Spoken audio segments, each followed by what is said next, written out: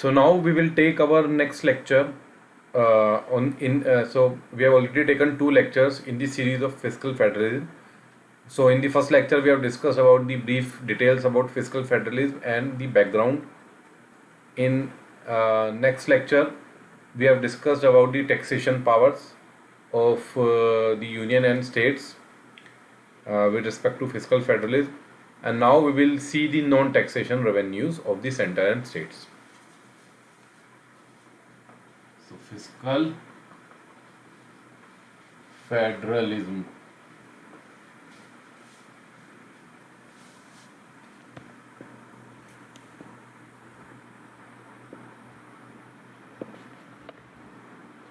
ठीक है, fiscal federalism. Just a minute.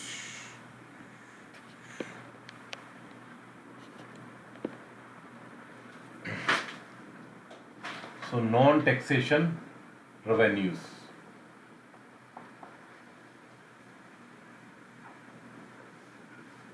Union के एंड स्टेट्स के.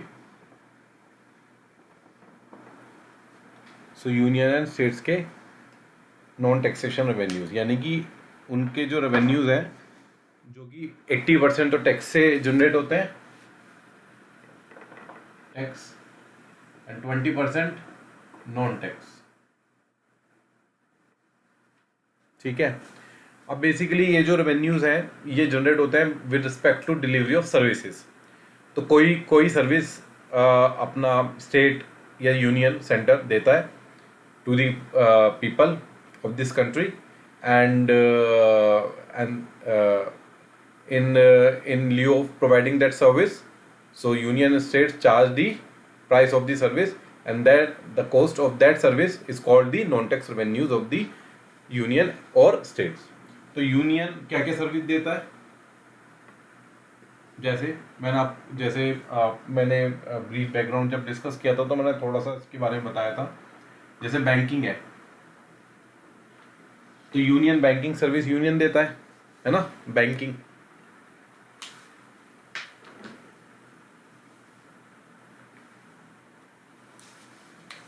सो बैंकिंग का क्या है, डिविडेंड. ठीक है, प्रॉफिट. तो ये बैंकिंग सेक्टर से प्राप्त होता है यूनियन गवर्नमेंट को. ठीक है ना. कोई भी डिविडेंड मतलब कि कुछ जो भी प्रॉफिट हो रहा है बैंक्स को, तो बैंक्स उसका कुछ पार्ट यूनियन गवर्नमेंट को देते हैं, जैसे आरबीआई देता है. ठीक है. तो बेसिकली आरबीआई ही देता है कुछ पार्ट, आरबीआई देता है. बैंक्स भी देते हैं कुछ पार्ट, क्योंकि those which are centralised banks, which are nationalised banks, not called centralised but nationalised banks. अब तो प्राइवेटाइजेशन ही हो रहा है, तो प्राइवेटाइजेशन कर देंगे फिर तो कोई तरीका नहीं रह जाएगा, लेकिन जब तक नेशनलाइज्ड है तब तक उनका कुछ पार्ट गवर्नमेंट को मिलता है. इसके अलावा पेट्रोलियम सेक्टर से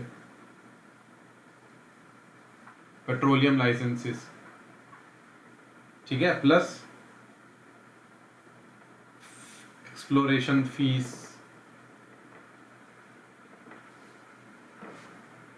ठीक है, plus what is that called, ad वैलोरियम.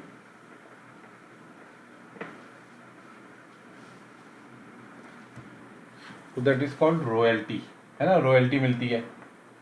और लाइसेंस वगैरह, मान लो किसी को मिनरल एक्सप्लोरेशन करना है किसी कंपनी को, तो ऑब्वियसली लाइसेंस देना पड़ेगा सेंट्रल गवर्नमेंट से, प्लस रॉयल्टी देती है वो, जो भी कमाई करती है उसको सेल पे पेट्रोलियम प्रोडक्ट्स के, तो उसके ऊपर जो रॉयल्टी होती है वो गवर्नमेंट को पे करती है. तो that is comes under the purview of the central government. ठीक है. Then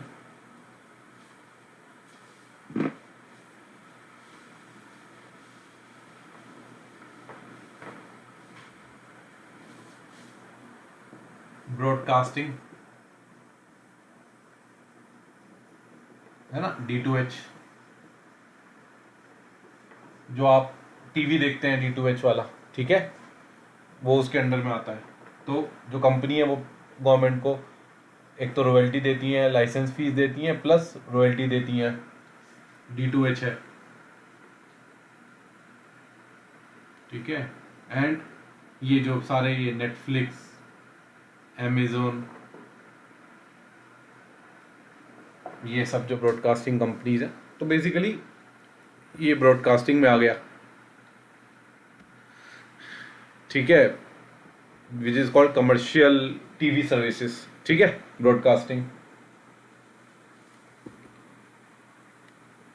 then communication,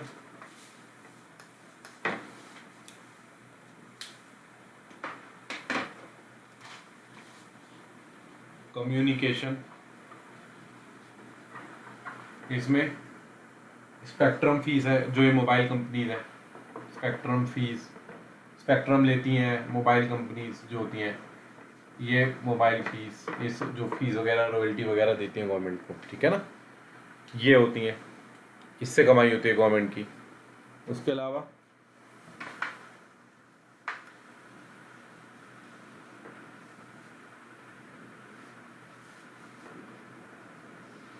interest, interest payment जो उसको होती है, क्योंकि अगर ये किसी राज्य सरकार को लोन दे रही है तो उसके ऊपर जो इंटरेस्ट इसको मिलता है, that is interest payment. Sixth is CPSU, central public sector undertaking का जो डिविडेंड, ये डिविडेंड्स देते हैं अपनी प्रॉफिट के ऊपर, सेंट्रल पब्लिक सेक्टर अंडरटेकिंग्स जो भी हैं, ठीक है।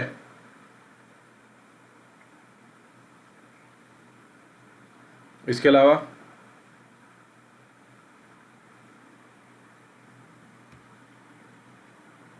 एग्जामिनेशन फीस हो गया,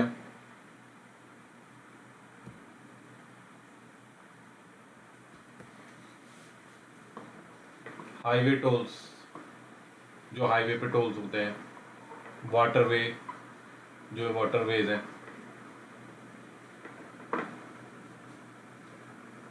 इसके अलावा एयरवे, एयरवेज पे, ठीक है। इसके अलावा एग्जामिनेशन फीस, एग्जाम, जैसे आप यूपीएससी का एग्जाम की उसकी जब एग्जाम की फीस पे करते हैं, एग्जाम देने के लिए जो फॉर्म भरते हैं आप, मेंस के लिए देते हैं कुछ फीस, तो वो सब एग्जामिनेशन फीस।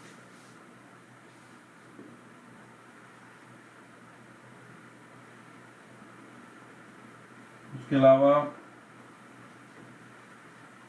एग्जाम फीस के अलावा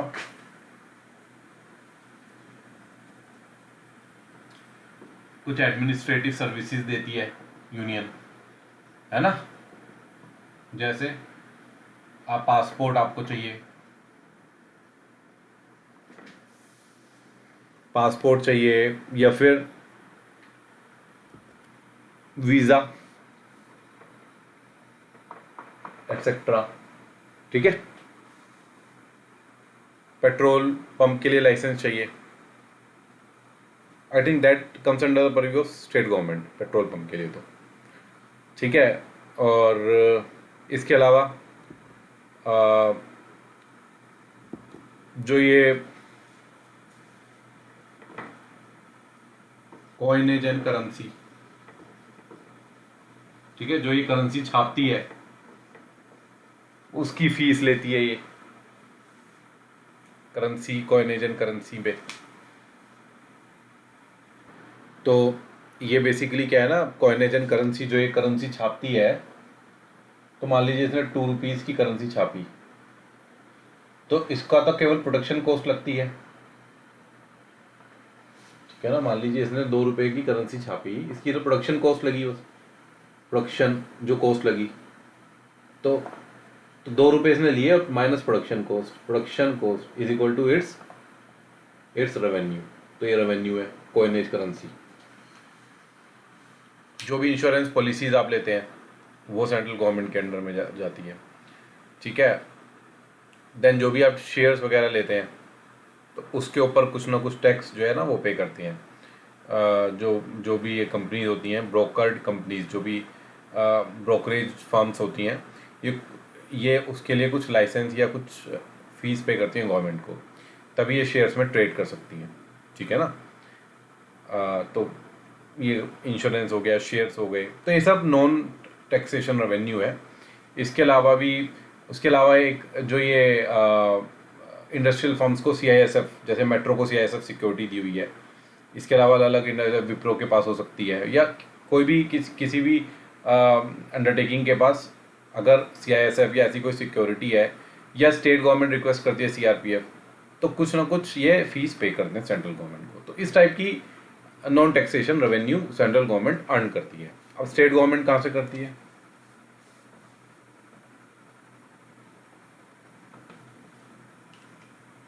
एग्रीकल्चर,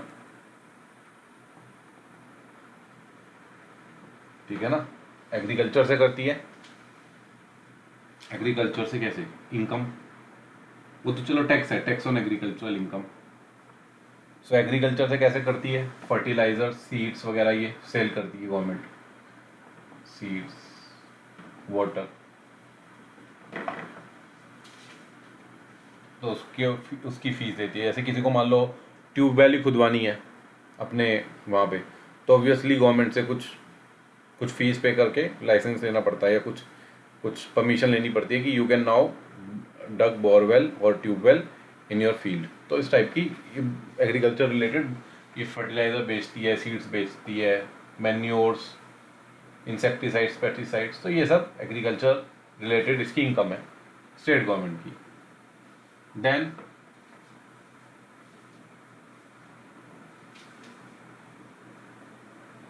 स्कूल्स होते हैं इनके, है ना, सेंट्रल गवर्नमेंट के भी होते हैं स्कूल्स, यहाँ से भी अर्न करती है स्कूल्स वगैरह से।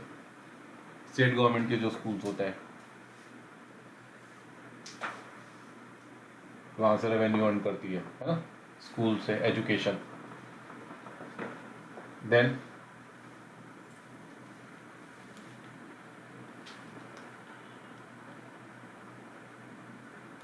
इलेक्ट्रिसिटी, है ना, इलेक्ट्रिसिटी, आप इलेक्ट्रिसिटी का बिल देते हैं, that is comes under the purview of state government. तो इलेक्ट्रिसिटी का बिल जो होता है, टैक्स जो देते हैं वो टैक्सेशन में आ गया, और जो बिल है दैट कम्स, क्योंकि सर्विस दे रही है, स्कूल की सर्विस दी, इलेक्ट्रिसिटी की सर्विस दी, एग्रीकल्चर के लिए फर्टिलाइजर्स दिए, सीड्स दिए, वाटर दिया, ठीक है ना। इसके अलावा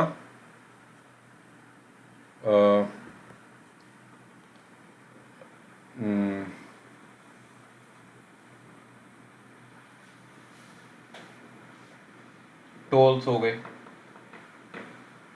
टोल्स वगैरह,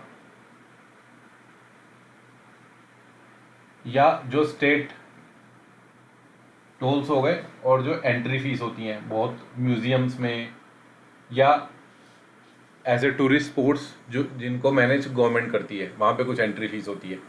जैसे मान लीजिए आप कोई फोर्ट विजिट करने जा रहे हैं, ऑब्वियसली फोर्ट का मैनेजमेंट गवर्नमेंट के हाथ में होता है, तो कोई ट्रस्ट बना दिया, तो ट्रस्ट कुछ एक minimum amount of payment government को करता है, स्टेट गवर्नमेंट को। तो इस टाइप के टोल्स वगैरह हो गए, म्यूजियम्स, आर्कोलॉजिकल साइट्स हो गई, वहाँ पे कुछ फीस वगैरह लेती है, तो that comes under the purview of the state government, ठीक है। और इसके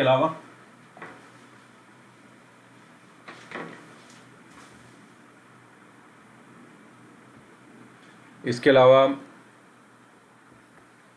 स्टेट पब्लिक सेक्टर एंटरप्राइज ये डिविडेंड देती हैं, है ना, फॉरेस्ट से, जैसे टिम्बर, फॉरेस्ट का टिम्बर, फॉरेस्ट के प्रोड्यूस को सेल करके ये पैसा कमाती है स्टेट गवर्नमेंट। देन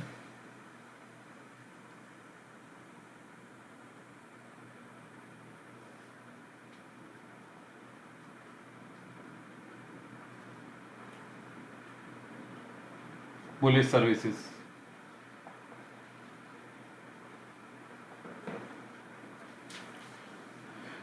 ठीक है। उसके अलावा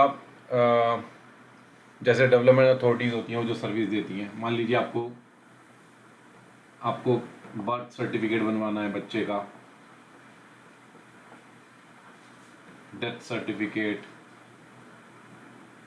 वगैरह वगैरह वगैरह,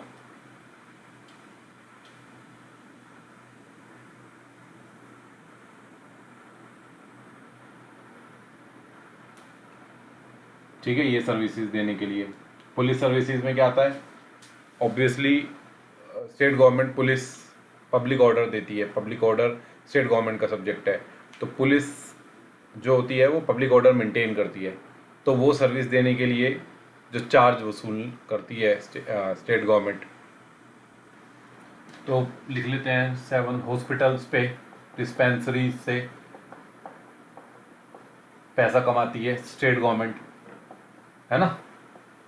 माइनिंग सेक्टर से कमाती है, माइनिंग सेक्टर के लिए जो लीज पे देना माइनिंग को या उसके लिए लाइसेंस देना, ठीक है, तो वो स्टेट गवर्नमेंट कमाती है, माइनिंग से काफ़ी पैसा कमाती है।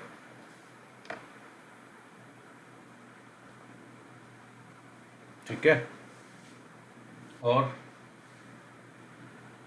प्रॉपर्टी खरीदते हो आप, कार खरीदते हो,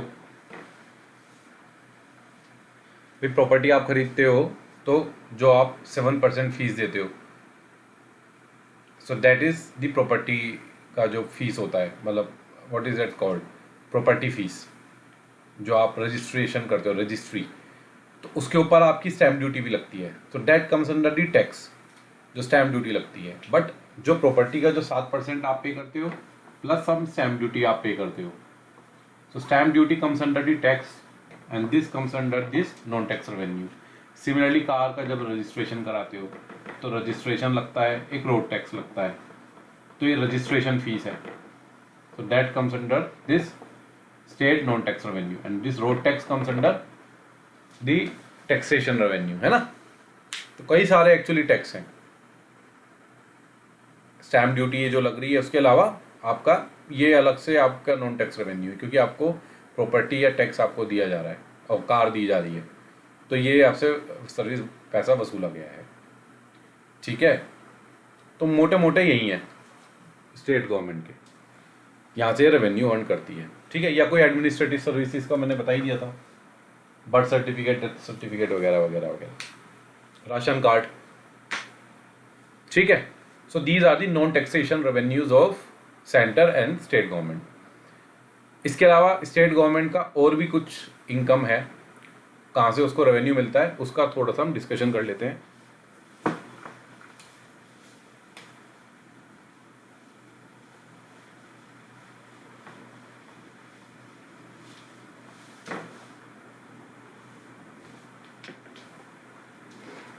उसके अलावा उनको मिलता है पैसा divisible pool.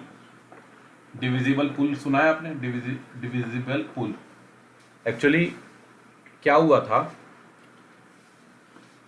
80th amendment act 2000 से पहले, यानी कि बिफोर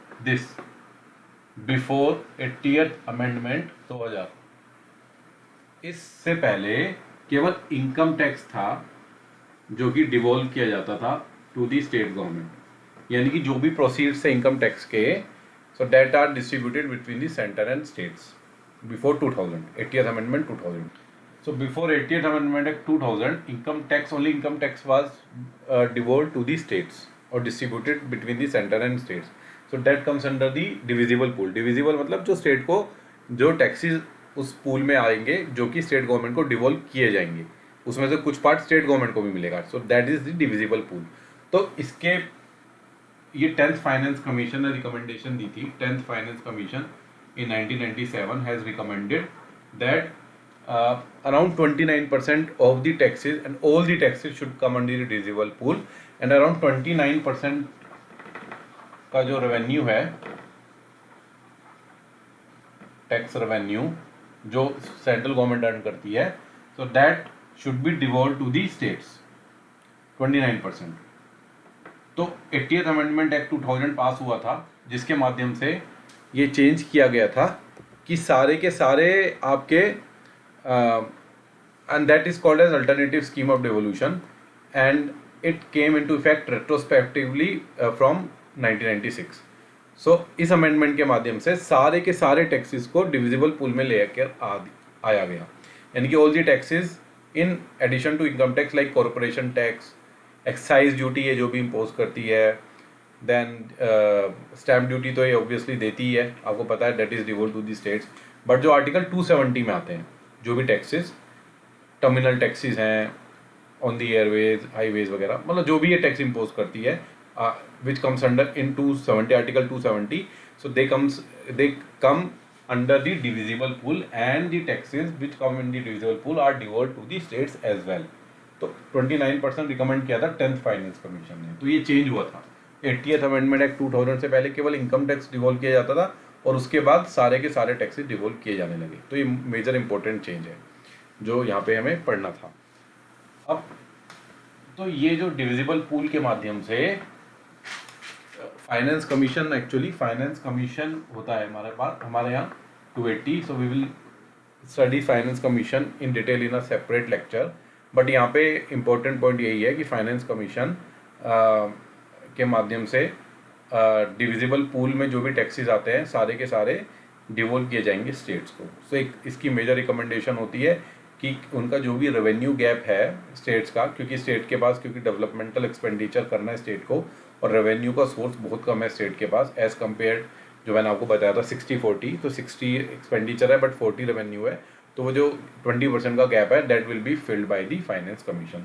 तो फाइनेंस कमीशन की रिकमेंडेशन यही होती है कि जो भी टैक्स है सेंट्रल गवर्नमेंट अर्न कर रही है उसको उसका कितना पार्ट को डिवॉल्व किया जाए स्टेट्स को। तो इसका दो होते हैं, वर्टिकल डिवोल्यूशन, सो ये दोनों रिकमेंड करता है, and horizontal devolution. So vertical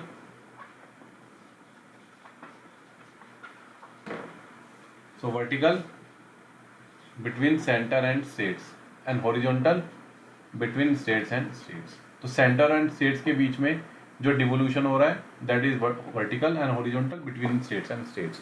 तो मान लीजिए 100 रुपये इसके पास है, तो कितना 100 में से 40 रुपये स्टेट्स को जाने हैं वो पता चल गया वर्टिकल से, और 40 में से कितने S1 को जाने हैं, कितने S2 को जाने हैं, कितने S3 को जाने हैं, and so on.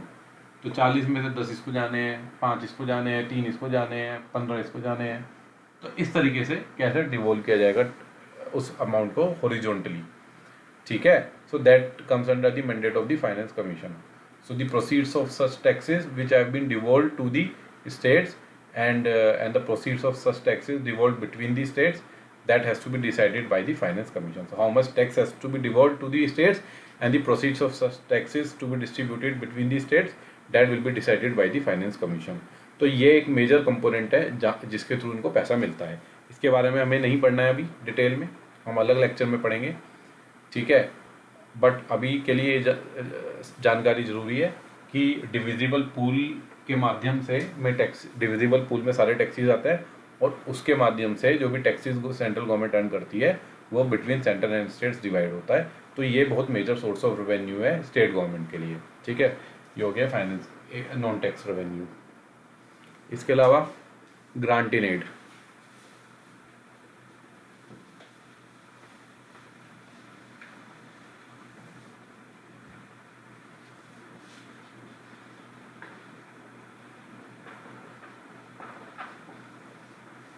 Grant in aid में क्या है, बेसिकली दो हैं।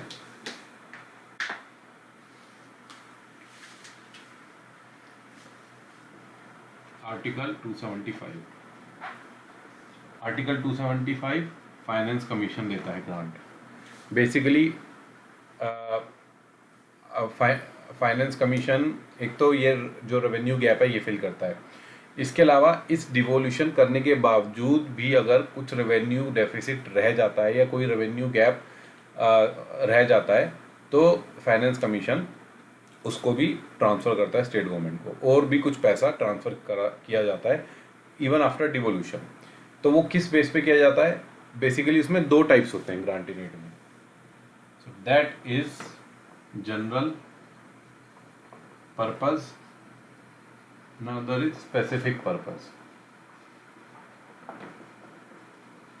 So जनरल पर्पस में क्या आते हैं, रेवेन्यू डेफिसिट ग्रांट,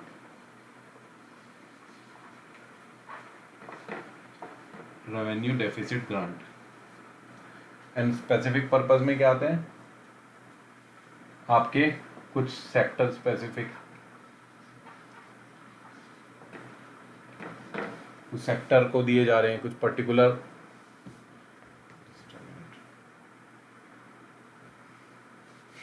ठीक है, sector specific grants and plus some disaster specific grants, disaster के लिए दिए जा रहे हैं, sector specific grant, disaster specific grants, plus performance based grants.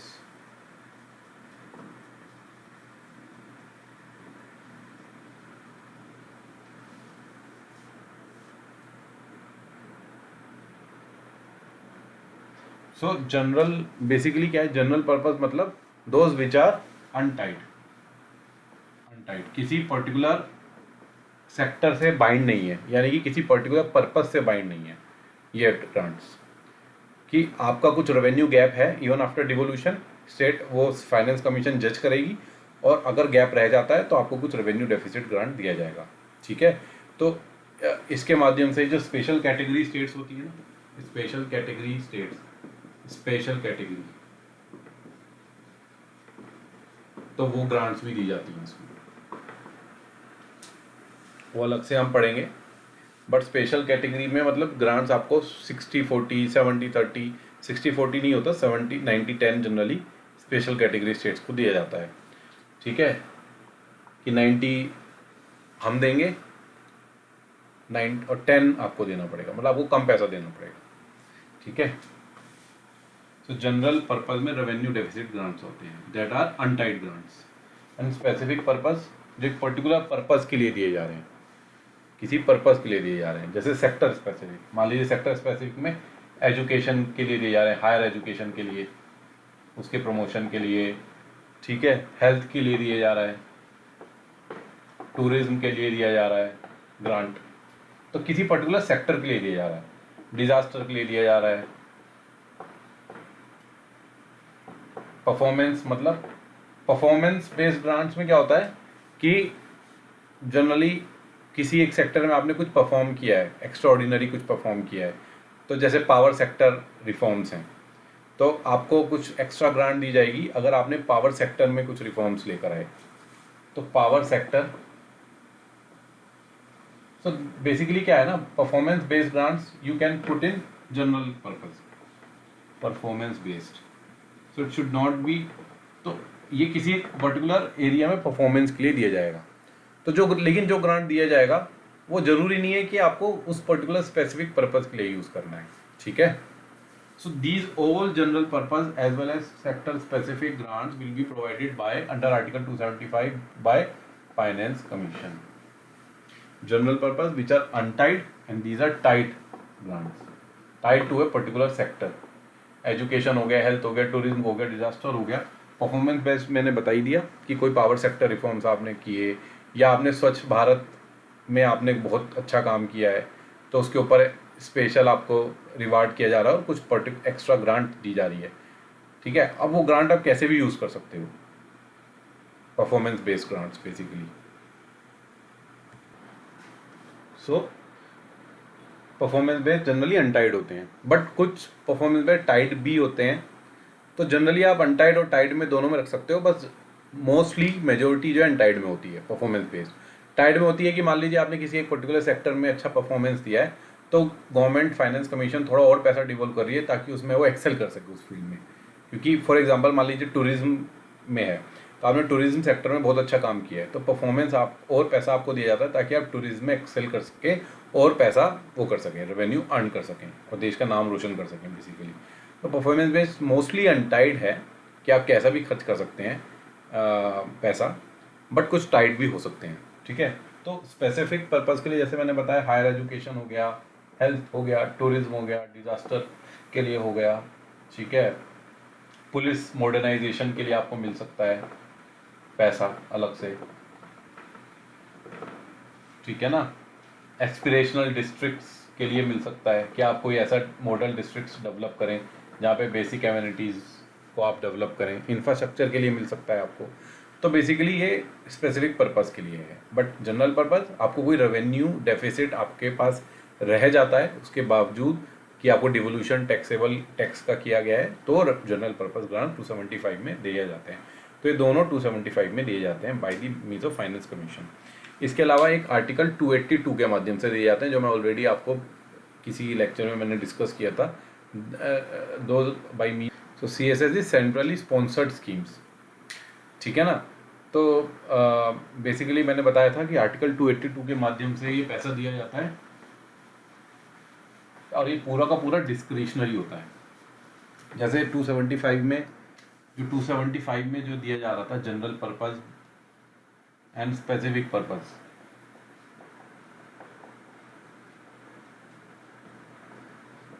ठीक है। सो ये 275 में जनरल और स्पेसिफिक ये स्टैट्यूटरी ग्रांट्स बोलते हैं इनको। क्यों बोलते हैं? क्योंकि ये जो ग्रांट्स हैं ये फाइनेंस कमीशन के माध्यम से दी जाती हैं स्टेट गवर्नमेंट को। फाइनेंस कमीशन आपको पता है एक कॉन्स्टिट्यूशनल बॉडी है। तो ये जो ग्रांट है general purpose and specific purpose, ये ऑब्वियसली फाइनेंस कमीशन डिवॉल्व करता ही करता है। तो ये बहुत ज़्यादा डिस्क्रिशनरी रही है। डिस्क्रिशनरी इसमें आप कह सकते हैं कि 50% डिस्क्रिशनरी है एंड 50% फिक्स है। डिस्क्रिशनरी मतलब आप समझ लीजिए कि अपने विम्स एंड फैंसीज पे है। तो जो आपने ये जो वो किया है स्पेसिफिक पर्पस और कितना अमाउंट आपको ट्रांसफ़र करना है, जैसे आप सेक्टर स्पेसिफिक ग्रांट्स दे रहे हैं तो आप चाहें तो ना भी दें, कुछ सेक्टर में दें, कुछ सेक्टर में ना दें। रेवेन्यू डेफिसिट तो डेफिनेटली आपको देना पड़ेगा, पर सेक्टर स्पेसिफिक जो स्पेसिफिक पर्पस ट्रांसफर्स हैं वो काफ़ी हद तक डिस्क्रिशनरी होते हैं। सिमिलरली जो 282 के माध्यम से यानी कि सेंट्रल स्पॉन्सर्ड स्कीम्स के माध्यम से जो पैसा दिया जाता है स्टेट गवर्नमेंट को उसके प्लान्स को एग्जीक्यूट करने के लिए, जो कि बेसिकली एनक्रोचमेंट मैंने बोला था कि जो भी ऐसे सब्जेक्ट्स हैं जो स्टेट गवर्नमेंट के अंडर में है, तो बेसिकली स्टेट गवर्नमेंट के पास पैसे की कमी होती है, तो ये सेंट्रल गवर्नमेंट स्कीम्स लॉन्च करती है, उनकी गाइडलाइंस तय करती है किस तरीके से एग्जीक्यूट की जाएंगी ये स्कीम्स, किस तरीके से फंक्शन करेंगी। तो ये सारा outline and structure central government fix करती है। तो और पैसा उसका पैसा देती है 60% 70% कुछ पैसा देती है, बाकी स्टेट गवर्नमेंट को देना पड़ता है। तो जनरली 60-40 का रेशो होता है, 60-40 का या 70-30 का भी है। तो इसके अब ये जो स्कीम्स लॉन्च करती है सेंट्रल गवर्नमेंट, तो central government is not bound to launch such schemes. जैसे फॉर एग्जांपल एक स्कीम आपने लॉन्च की MNREGA, employment guarantee. So employment comes under the purview of the state government, ठीक है ना। So employment is that is a state subject. Employment no I think it's a concurrent list subject. So employment is a concurrent list subject, ठीक है ना। तो अगर आपने MNREGA launch की, अब मनरेगा आपने लॉन्च की तो स्टेट गवर्नमेंट को 40% देना पड़ेगा, ये 30% देना पड़ेगा। अब आपने कोई ग्राम सड़क योजना लॉन्च की, या आपने जो है जो इनकी हेल्थ स्कीम है, तो आयुष्मान भारत है, ठीक है ना, हेल्थ स्कीम जो है। तो अलग अलग जो स्कीम्स ये गवर्नमेंट लॉन्च करती है। इसके अलावा सॉइल की एग्रीकल्चर रिलेटेड हैं बहुत सारी स्कीम्स। देन स्वरोजगार योजना एंड स्वर्ण जयंती ग्राम रोजगार योजना, बहुत सारी स्कीम्स हैं ऐसी, ठीक है। तो जो सेंट्रल गवर्नमेंट लॉन्च करती है सब स्कीम्स, जो कि बेसिकली स्टेट गवर्नमेंट के परव्यू में आता है, बट क्योंकि स्टेट गवर्नमेंट के पास इतना एक्सपेंडिचर करने का पैसा नहीं होता, तो सेंट्रल गवर्नमेंट कुछ पैसा इसमें अलोकेट करती है।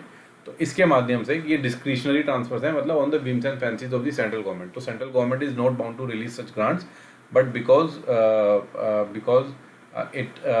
it is the duty of the central government to fill in the gaps and the revenue gaps of the state government, because state government has very less power of taxation and earning revenue. So central government just assists the states in implementing those schemes by releasing the various grants under article 282. So they are discretionary grants. So because they are discretionary means it is because it is up to the central government to release the funds or not, it is up to the central government. So they are called discretionary grants. So these grants have a twofold purpose: to help the state financially to fulfill its targets, and to give some center to influence and coordinate state action to effectuate the national plan.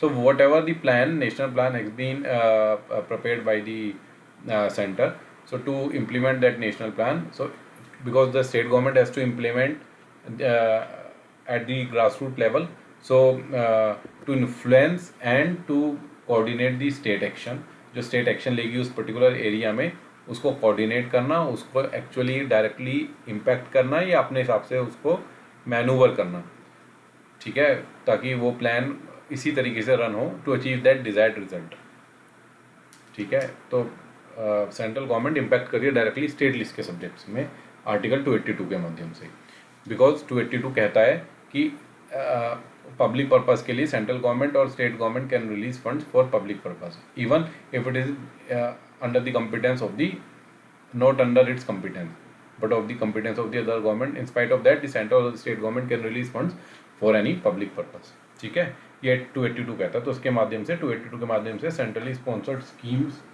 के माध्यम से पैसा state government को release किया जाता है। ठीक है, 275 हो गया, 282 हो गया।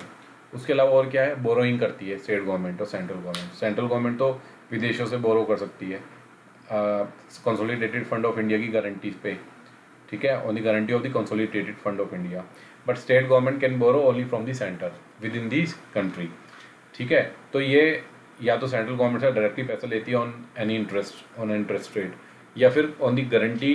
तो ये सेंट्रल गवर्नमेंट की गारंटी से भी स्टेट गवर्नमेंट लोन ले सकती है फ्रॉम आउटसाइड, अगर सेंट्रल गवर्नमेंट गारंटी दे तो वहाँ पे स्टेट गवर्नमेंट की गारंटी नहीं चलेगी कंसोलिडेटेड फंड ऑफ स्टेट की।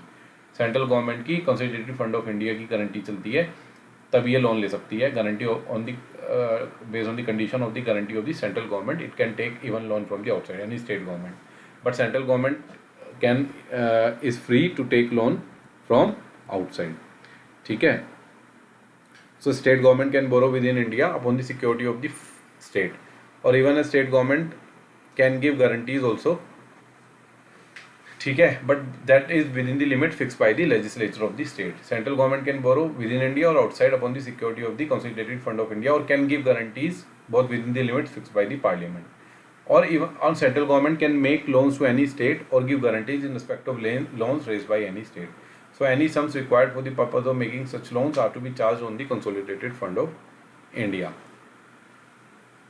तो इवन अगर ये गारंटी दे रही है सेंट्रल गवर्नमेंट स्टेट को, तो अगर स्टेट गवर्नमेंट पे नहीं कर पाई तो सेंट्रल गवर्नमेंट को कंसोलिडेटेड फंड ऑफ इंडिया से पे करना पड़ेगा। ये भी मैं बता दूंगा आपको। ठीक है, बोरोइंग में, सो बोरोइंग यहाँ पे एक हेडिंग डाल देते हैं बोरोइंग की।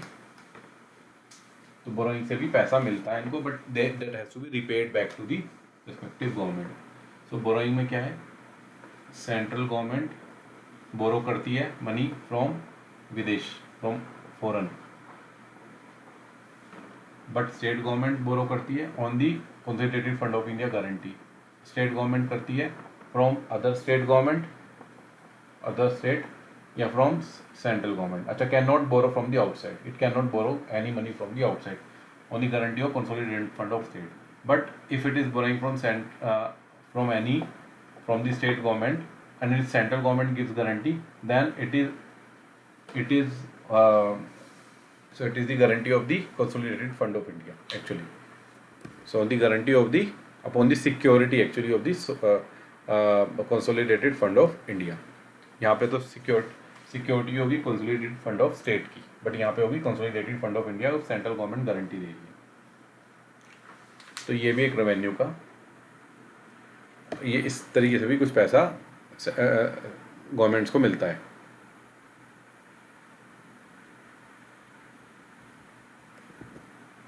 ठीक है, so this is how the various central and the state government earn revenue.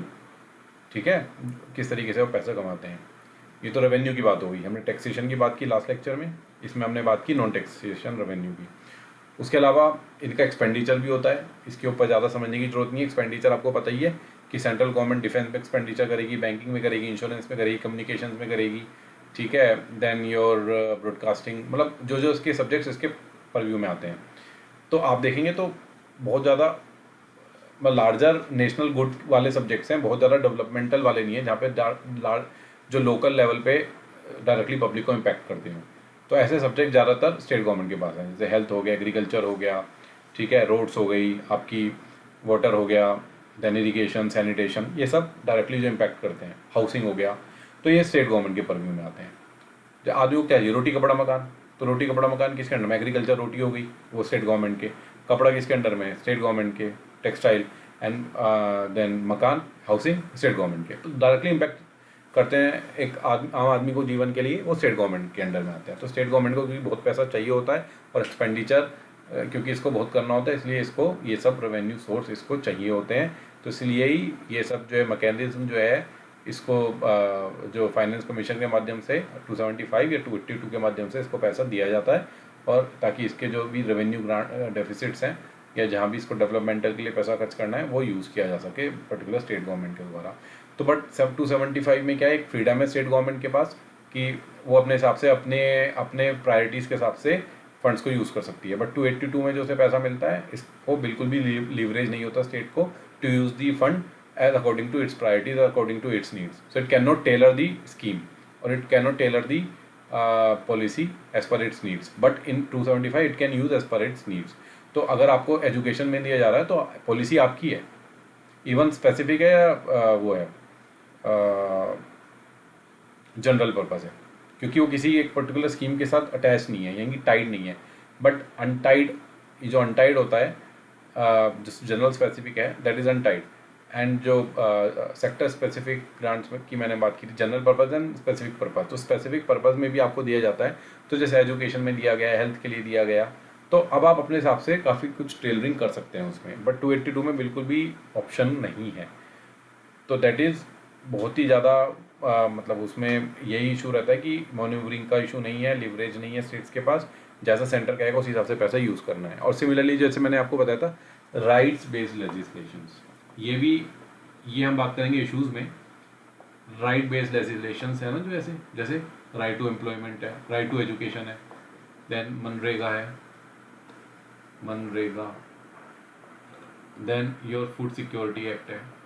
तो ये सब जो राइट बेस्ड है लेजिस्लेशन, जहाँ पे कुछ पर्टिकुलर राइट दिया जा रहा है कि आपको इतना राशन दिया जाएगा, 5 kilo rice, 5 kilo grain at this much price, यहाँ पे एम्प्लॉयमेंट दिया जाएगा, यहाँ पे एजुकेशन दिया जा रहा है फ्री ऑफ कॉस्ट, ठीक है ना, from 6 to 14 years of as.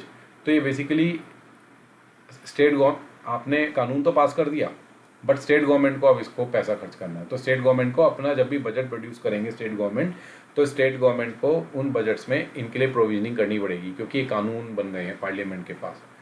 Parliament ने इन पे कानून बना दिया है एजुकेशन के ऊपर, MNREGA that is the employment and food security, ठीक है ना। तो क्योंकि ये कानून बना दिए गए हैं तो स्टेट गवर्नमेंट को अपने बजट में प्रोविजनिंग करनी पड़ेगी इनके फंड्स के लिए, क्योंकि state government can not go against the provisions of the whatever policies have been launched by the central government as per the constitution article 250, so it is 254 I suppose. It cannot go against the provisions of the constitution as well as whatever union government has said to it, so it has to follow the orders of the union government also. It cannot go against the orders of the union government, ठीक है। So it is 254, so I don't remember the article, I usually forget the articles. So in the exam if you have forgotten the article, so don't quote the wrong article because it is very dangerous. So 253 I remember, that is to implement the international treaties, and that is what 260 I don't remember the article, but right based legislations के माध्यम से state government को basically कुछ provisioning अपने यहाँ budgeting में करनी पड़ती है। तो यहाँ पे बहुत पैसा खर्च होता है, तो हम ये इश्यूज़ में पढ़ेंगे। तो इसमें भी बेसिकली यहाँ पे भी एक्सपेंडिचर करना पड़ता है स्टेट गवर्नमेंट को। उसके अलावा जो मैंने आपको बताया कि जिन जिन सब्जेक्ट्स में ये खर्च करती है पैसा, ठीक है। So this is the revenue and expenditure part of the fiscal federalism का इंपॉर्टेंट पार्ट था। अब हम अगले लेक्चर में पढ़ेंगे लोकल गवर्नमेंट। लोकल गवर्नमेंट बहुत इंपॉर्टेंट है, उसका रेवेन्यू, एक्सपेंडिचर, फिस्कल फेडरलिज्म और क्या क्या इशूज़ हैं वो हम नेक्स्ट लेक्चर में पढ़ेंगे। तब तक के लिए a big thank you to all. और अगर आपको अच्छा लगा लेक्चर तो इसको लाइक करें, सब्सक्राइब करें, ठीक है। जो इशूज़ रह जाते हैं कुछ लेक्चर में, कहीं मैं चीज़ें भूल जाता हूँ, तो I will try to remember each and everything. मैं लर्न करने की कोशिश करता हूँ और मैं नेक्स्ट लेक्चर में उसको बता देता हूँ कि यहाँ पे ये कमी रह गई थी, तो ये रह गया था, तो आप इसको यहाँ पे इस तरीके से देख सकते हैं, ठीक है। Thank you.